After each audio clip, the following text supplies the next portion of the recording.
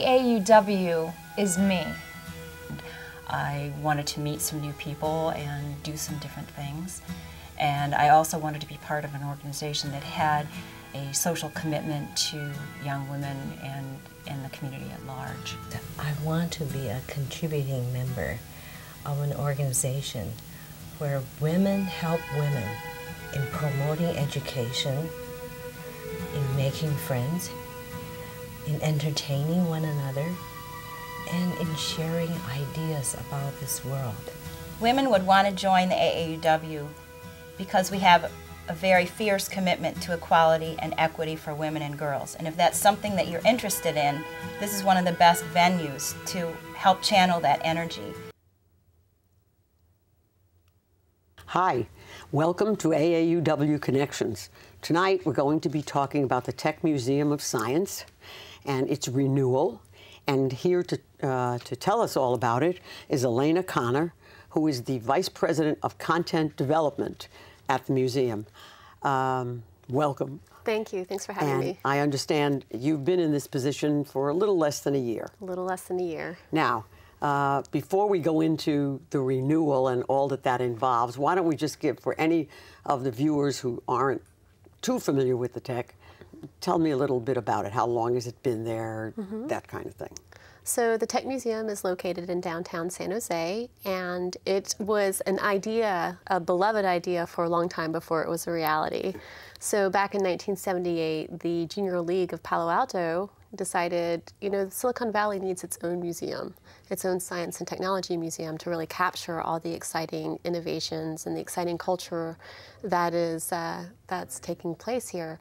So for many years, they fundraised and opened a preliminary museum called The Garage in downtown San Jose. And then ultimately in 1998, built the beautiful facility that we have now, which is, was designed by Ricardo Legareto, a Mexican architect, and it's now a major landmark in downtown San Jose. Yeah, it certainly is. Now, the fundraising was going on all those years. That must have been a major fundraising effort. It was, and I wish I could give you real numbers about how large it was, but it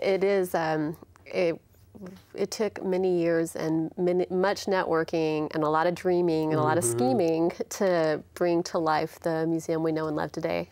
So, you talk about it, you know, that it's a really great museum right here, a landmark in San Jose. What makes it, do you think, what makes it so special? What is it about the tech that differentiates it from other museums or other science museums even?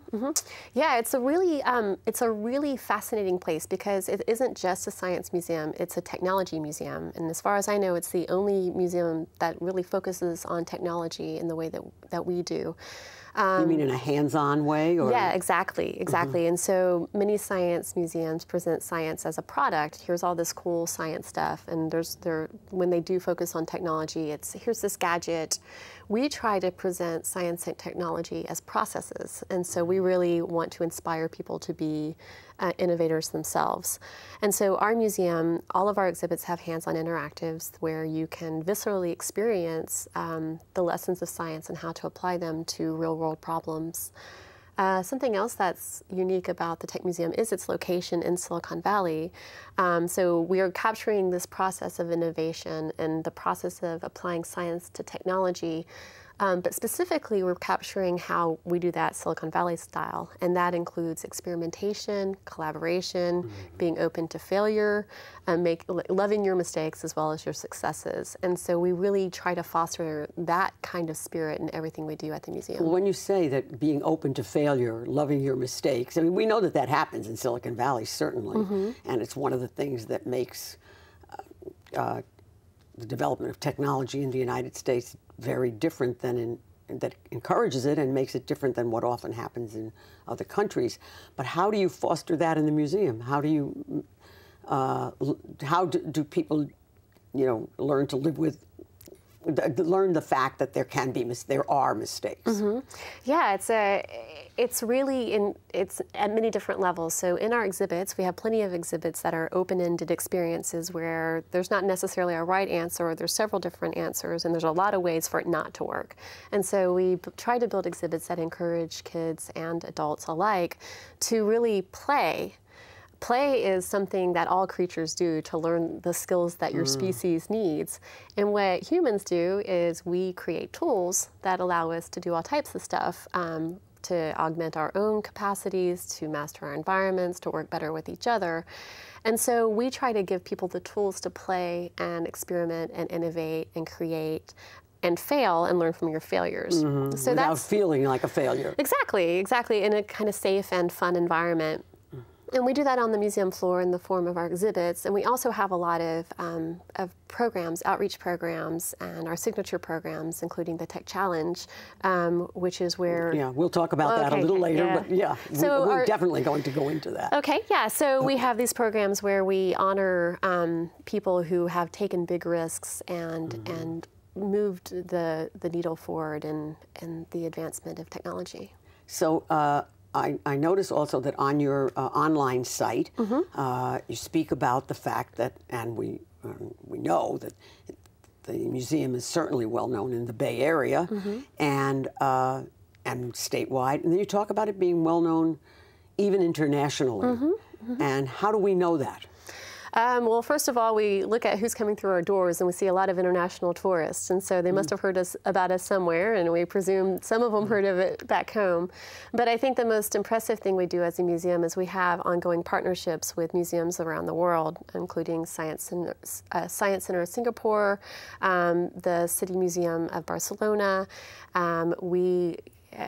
The science museum world is a small world at the end of the day. There's not many of us, and so we kind of beg, borrow, and steal ideas from each other. But I'm happy to report that the Tech Museum, a lot of our ideas are venerated and replicated around the world. So when you say you trade ideas, does this have anything to do with the traveling shows that come through, or do you mean other ideas? You're right on both counts. So yeah, we actually have a platform called the Tech Virtual, which is an online platform for museums to share their ideas with each other. So you no longer have to remake the wheel if someone's already done an exhibit, for example, on smell. We're working on this fantastic exhibit right now called the Brainatarium, and it's a representation of fMRI. And we want... What is fMRI? Oh, functional magnetic resonance imaging. Oh. Which is, excuse me, a way of imaging the body that uses magnets. Yes, and yes. This is fMRI of the brain. And so we need in this Brainatarium, we need an exhibit about smell because we want to show how olfaction works and how the nose is actually connected to the center of the brain, which is why when you smell things, it goes right to your memories, why smells are so evocative. Oh, wow. I'm ready to see it. That sounds wonderful. Yeah, me too, Sarah. We just have to build it now, small detail. But we could kind of spend weeks trying to research and develop our own smell exhibit, or we could also look at the way that the Oregon Museum of Science and Industry has done it, the Pacific Science Center has done it, the Chicago Museum of Science and Industry, the Exploratorium. We look at theirs and we compare, and we build one that maybe improves on theirs a little bit. But takes the best parts. Exactly. And so we at the Tech Museum, we have built this platform, which actually went live yesterday. Oh, really? Yeah, so I'm very excited about it, where museums can share the best practices with each other so that we can, as a community, grow. And it's also very Silicon Valley, the whole spirit of collaboration and also friendly competition. So we try to kind of... Sometimes friendly. Yes, yes. So far, I haven't seen any fisticuffs. Not even virtually. Sorry. So when you talk about, you mentioned international visitors coming through the door, that just makes me think of attendance generally. Over the years, from what I've read, attendance has been pretty much increasing. Is that correct? Yeah, we have a lot of different ways of bringing people to the museum. So our core audience has remained pretty stable over the years. But to that audience, we've done a lot of outreach through our blockbuster exhibits, and these are the traveling exhibits you were talking about.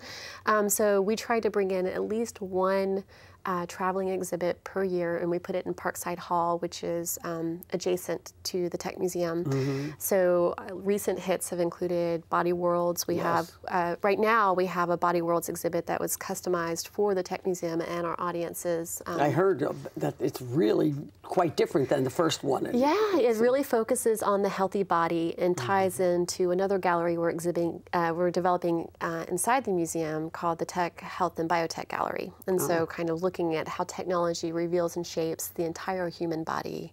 Wow. And in the past we had recently an exhibit on Genghis Khan, which reaching out and showing how this famous historical character really relied on technology to expand his empire. Well, yes, and these are, as you say, blockbuster exhibits. Yes. Now, so I'm glad to hear. Sounds as though, which we're going to get to the renewal now, but that they'll still be that you will still part of the renewal is not going to be to no longer have blockbuster exhibits. We will keep the blockbuster exhibits going for sure. In fact, some years we're planning to have more than one. Okay. So we've got it's full speed ahead for the Tech Museum. The gallery renewal process. We are trying to build this living museum that we're constantly renewing, to keep up with the pace of technology, of course. So what made you decide, well, what we need here is renewal? Well, a lot of factors, one of which is just the nature of what we do at the Tech Museum, which is technology. So technology is always changing. We're in the heart of Silicon Valley. We wanted to build a museum that really reflected that constantly changing spirit. And so we've actually developed a brand new way of building exhibits that allows us to do that in a cost-effective and fast manner. Well, when you say a whole new way of building exhibits, do you mean physically? Yes, yes. So we have a modular exhibit design process that we've refined over the past year, which usually what happens when a museum wants to update, you close off a gallery, you raise money, you spend a year or two updating the gallery, and you pull back the curtain and say, ta-da, look at our beautiful new gallery, and by the time you do that, it's already outdated. And so what we do at the Tech Museum instead is this modular gradual development process where at any given time, 20% of our exhibits are undergoing renewal. This allows us to... At any given time? At any given time. And so this allows us to keep pace with to keep up with the pace of innovation in Silicon Valley. So this is, and this then is I've seen the quote that this was a way that what this renewal is going to do is better aligning you with Silicon Valley. And that's correct. That's exactly what you mean, I assume. Yes, yes. Now,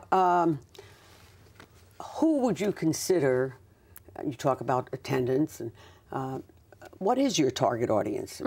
We live in such a diverse community in Silicon Valley that how do you do your planning or your exhibits and still be meeting the needs of this very diverse community?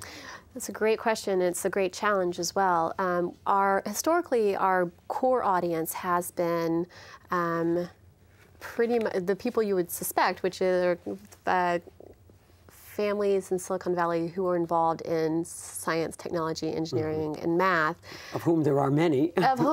So we're very lucky as a science museum. But there's a lot of people in Silicon Valley who aren't involved in those industries. And we have a lot of recent immigrants to the area, a lot of folks whose first language is in English.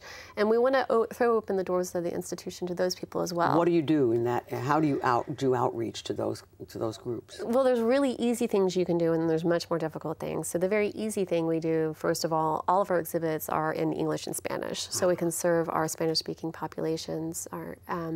And then there's more subtle things that we do to reach out, and that's making sure that all of our representations of different people are positive ones, right? And that we really represent the true international flavor of science and technology, while also kind of holding true to the Silicon Valley. That's a fine balancing act, I would imagine. It's juggling, for sure.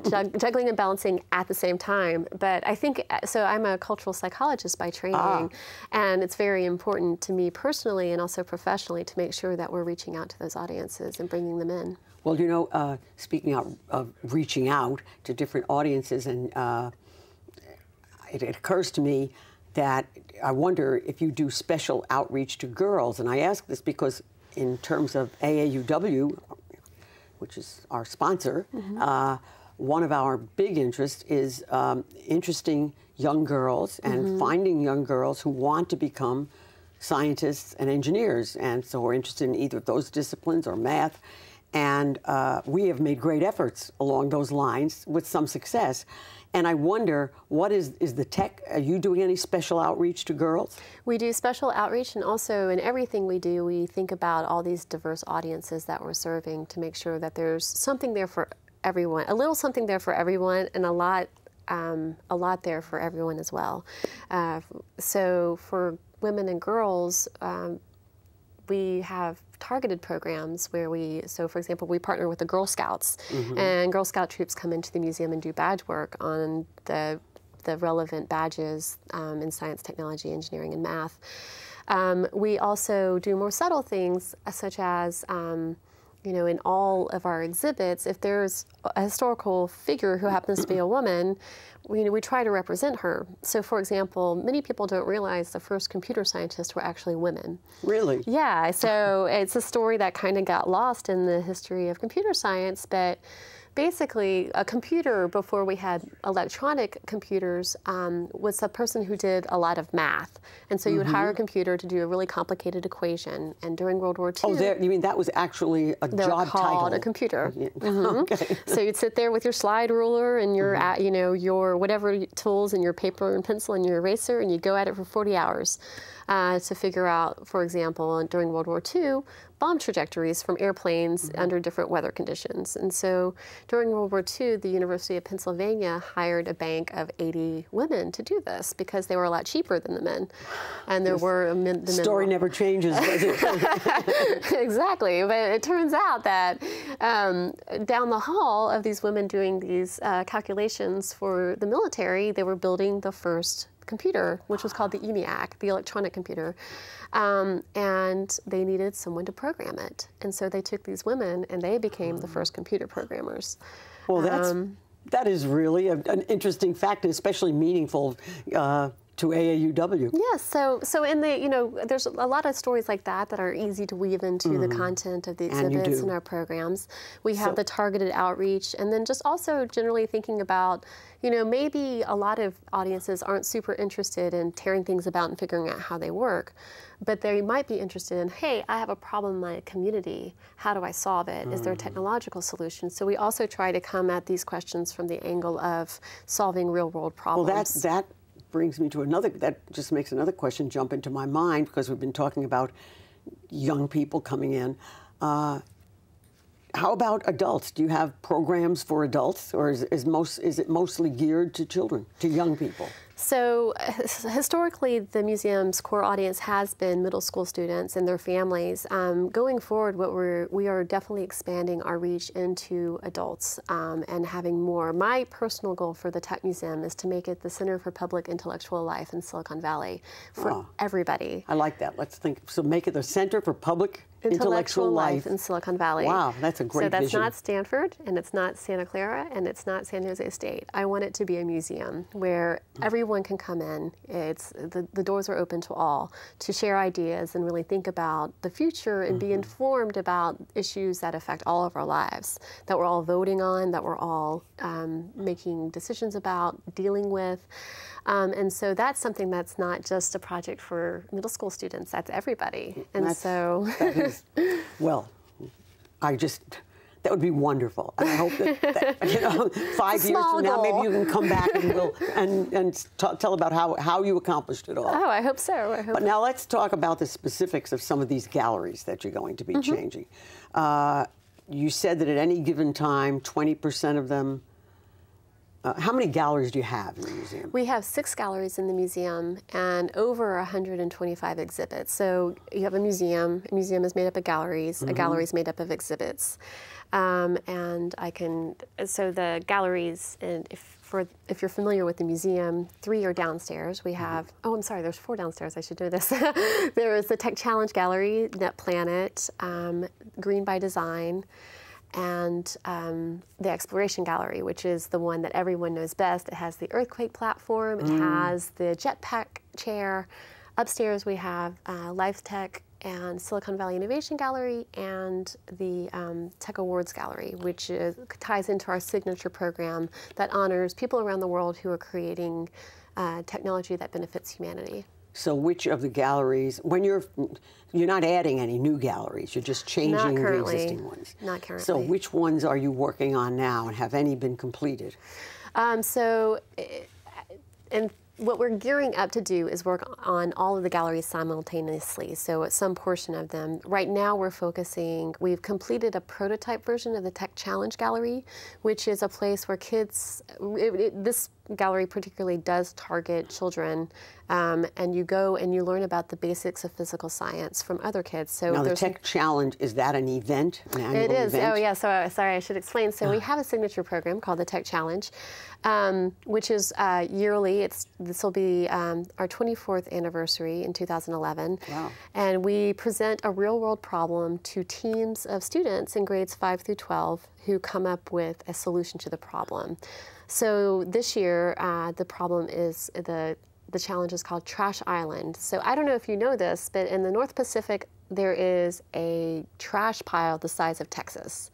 It's a swirling mass of trash. Oh. And you can't see it from space because it's actually slightly submerged. And it's this silent... This is a fact. This is a fact. Yeah. It's called the North Pacific Garbage Gyre. There's actually 5 of them in the world, but this was the one that's closest to California. And so this is related to this year's Tech Challenge. The Tech Challenge. So the challenge for the students is we build a little, we call it the test rig, which is a replication of the problem, and we challenge the teams of students to develop a solution to the problem. In this case, they have to develop a device that will go into the rig and take out the plastic without disturbing the marine life. Oh my goodness. Which includes fish, animals, and plants. And so that's the big event is at the end of April, but will the end of the whenever that event is for the Tech Challenge, when you're deciding who the winners are, will it be held in this new gallery? Well, no, it's a huge event, so we actually hold it in, I believe it's in Parkside Hall, because it's thousands of children, kids, teens, young adults, competing with amazing, and they're judged not just on the contraption they build, but also on their log, their engineering log, and how the ideas they tested and that didn't work, the materials they used, kind of how green did they try to be. Okay, so you might get some real-world solutions from this. Well, certainly ideas. Certainly ideas. And the great thing, going back to the issue of women and girls in science, in last year, I believe over half of our winning teams were girl-led teams. Excellent. So yeah, so it's what I really like about this program is the kind of come to solve the problem, but stay to learn the engineering. Yes. Yeah. And we have people who do it for years and go on to, write us when they're in their. And from MIT to say how this was the best thing they did as kids. So that's the Tech Gallery, and that's the Tech Challenge event. Right. Okay. Now, what about you? Also have an Innovation Gallery.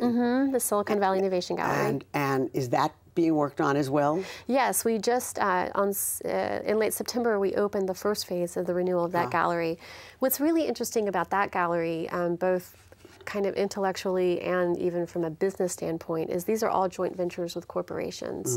And so we're showcasing how machines have expanded the power of the human mind, and kind of how corporations have made that possible. So we have a partnership with Adobe where we developed this exhibit called Infinite Creativity, and it's a touchscreen.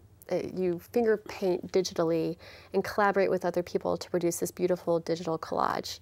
And it shows how digital tools have made amplify people's ability to express themselves creatively and also to collaborate with each other. So when you collaborate with Adobe, for instance, and I think I read online that there was some other company involved there. Google, NVIDIA, and Intel. And then just some other little ones. You might have heard of them. I mean, they're all amazing exhibits. I totally encourage everyone to come see them because, it's really showing, I think, especially for younger folk who grew up in a world surrounded by computers, they don't have the context for understanding what these inventions have done to change the course of human history. So we try to present the historical context, the present implications, as well as the view of the future. Well, this should get a lot of people going there. I hope so. Come on down. Yes. And when these companies collaborate in this, do they pay for that exhibit, or do they share at least in the cost of building it, or how does that work? Yeah, they make both in-kind and cash donations to cover some or all of the cost of the exhibits.